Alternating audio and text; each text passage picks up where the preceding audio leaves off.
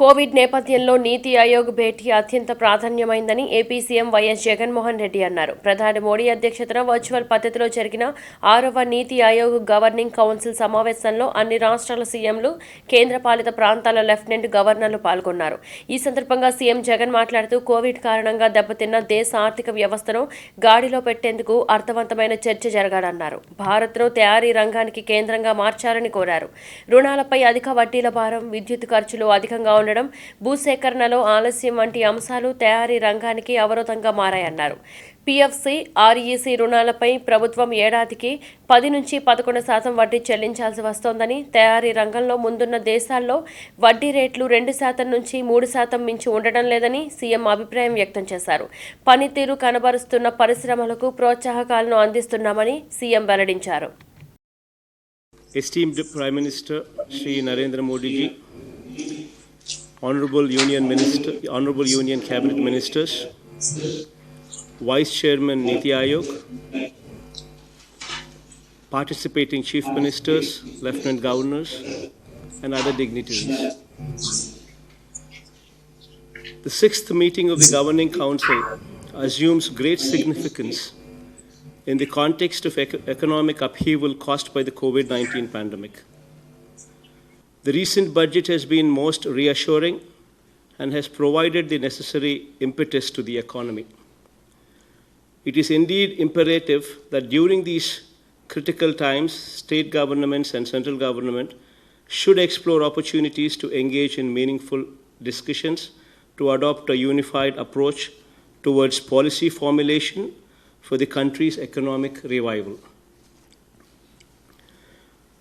So, with respect to the first agenda point of making India a global manufacturing hub, I wish to point out, sir, for India to become a formidable force in manufacturing, we must conduct a thorough study and analyze the factors that have contributed to the success of countries that have demonstrated good progress in manufacturing sector. In my opinion, sir, 5 significant impediments to the manufacturing sector growth are exorbitant cost of funds from our financial institutions, sir. High cost of power is the second such concern, sir. Delays associated with land procurement is the third concern, sir. Fourthly, sir, delay and complexity in grant of statutory clearances. And fifth, rigid labor laws. With respect to each of these hurdles, the state governments and the union government must take a deeper dive to understand the root cause and make a conscious effort to introduce reforms to mitigate these hurdles. To illustrate the difficulty emanating from one of the points stated above, sir, especially concerning exorbitant cost of funds from our financial institutions, sir, I'd like to convey that for building infrastructure, even the state government's undertakings avail loans from financial institutions like PFC and REC at higher rates of interest of approximately 10 to 11% interest rates, sir. If this is the difficulty faced by the public sector undertakings run by the state governments itself, then one can imagine the plight of the private sector, sir. With this enormous debt servicing requirement, our manufacturing units cannot hope to offer products that can compete with products of countries where debt is available at interest rates as low as 2 to 3%, sir. So is the case with power, which is available in a few countries at tariffs lower than ₹3 per unit, sir.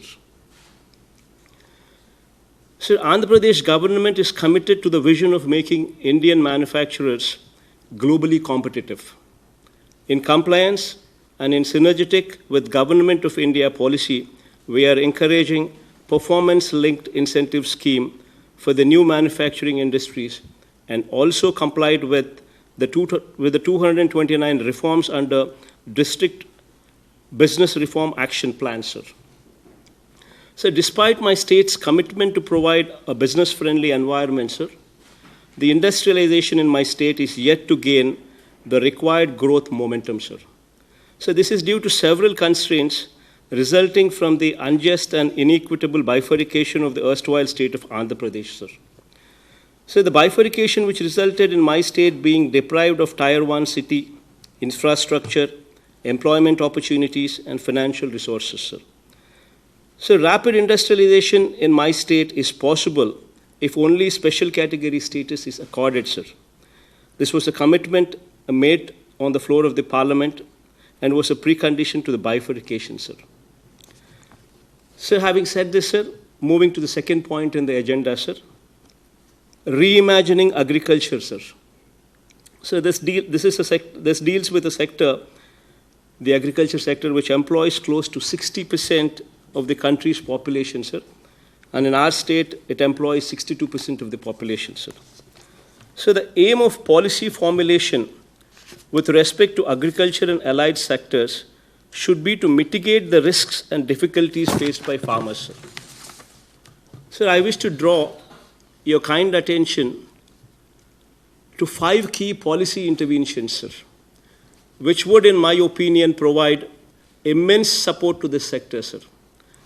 One, sir, the first point, sir, minimizing costs associated with crop production, sir.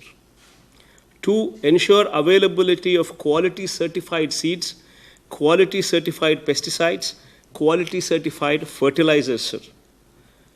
Thirdly, sir, to ensure availability of post-harvest technologies and facilities such as storage, grading, and processing, sir, thereby enhancing quality and marketability of agricultural produce, sir.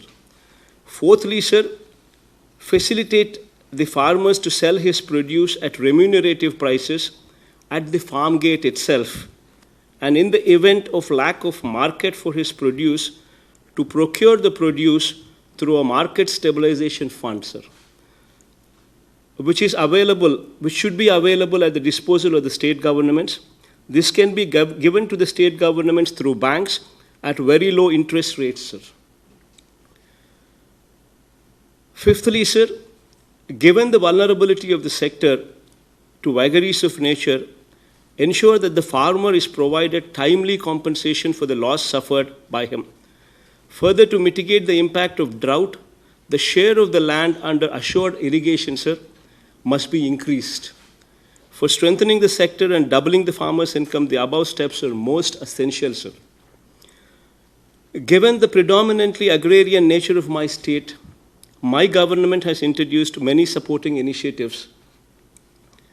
We have established, sir, 10,731 Raitu Bharosa Kendralu, sir, we call them as RBKs, at every village, with an aim to provide a comprehensive solution to all the agricultural needs that range from providing quality certified key farm inputs to enabling sale of produce to the farmer, sir.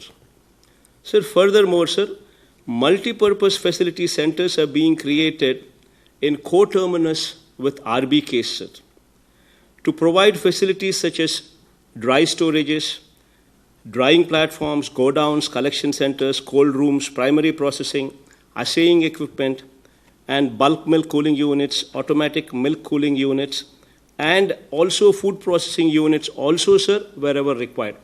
The other mentioned facilities are being provided at the village level itself, sir, to the farming community.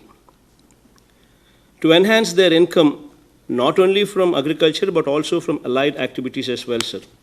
I take this opportunity to convey my appreciation for the central government's initiative, sir, of providing for an agri-infra fund under Atmanirbhar Bharat, sir. My government is also committed to promoting natural farming in a very big way, sir. Given the increased incidence of cancers and other serious ailments, primarily attributable to the consumption of agricultural products resulting from high usage of pesticides and chemicals. Sir, we are also of the firm belief that natural farming would result in rejuvenation of soil health, sir. So my government has taken up large-scale program of promoting natural farming in every RBK in every village through this, sir. So specific to my state, sir, to provide sustainable irrigation, I would like to humbly request your support for quick approval of revised cost estimates and timely completion of the Polavaram irrigation project, sir. Declared as a national project, the project is regarded as my state's lifeline, and the completion of the same would contribute significantly to the increase in irrigated area in my state, sir.